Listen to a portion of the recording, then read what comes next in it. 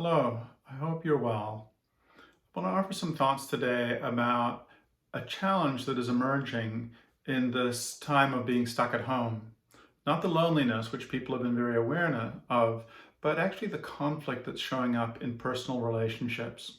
One of the things that we're learning is that domestic violence is up and actually intimacy between couples is down surprisingly, and it doesn't seem to make sense. So I want to talk about that and then offer some thoughts. Uh, there's this ambient anxiety all around us right now, and that's very hard to deal with. We're waiting for the unknown. And one of the things that studies have found is that waiting for something you don't know is actually harder than dealing with a known issue. So people who are being tested, after they've been biopsied, have a much higher stress level than those who actually had a positive cancer result. And that's where we are right now. We're in a perpetual waiting because we don't know what's coming up next. And because we're stuck at home, there's also the kick the dog syndrome. You know what that is? You're mad at your boss. You can't get mad at your boss, so you come home and you kick the dog. Well, when you're stuck at home with your family, there aren't very good ways to release stress and frustration. And unfortunately, sometimes people are kicking their spouse or kicking their children. And that's an inevitable factor, sadly, of this situation that we find ourselves in.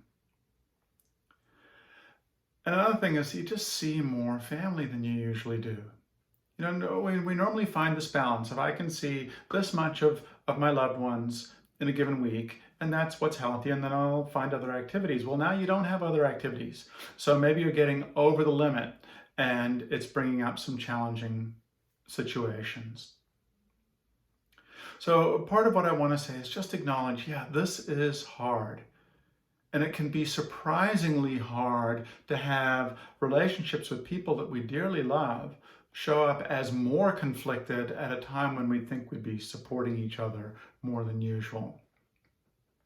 And I want to offer some thoughts about what we might do. Not that these are the solution, but they might be small things that you can do that can make some incremental difference in your life.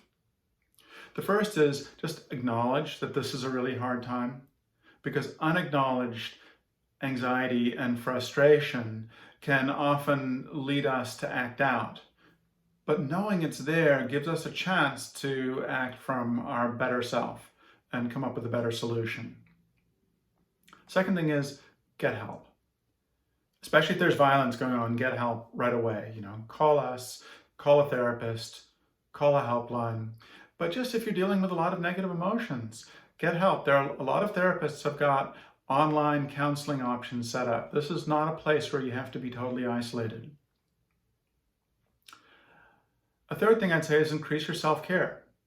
The normal self-care routines that we have aren't going to be as effective. We're going to actually have to up the amount of time that we give to taking care of ourselves. Fourth thing I'd say is reframe. That person who's bugging you right now is not the enemy. They're your companion on this journey. They're your teammate in this struggle.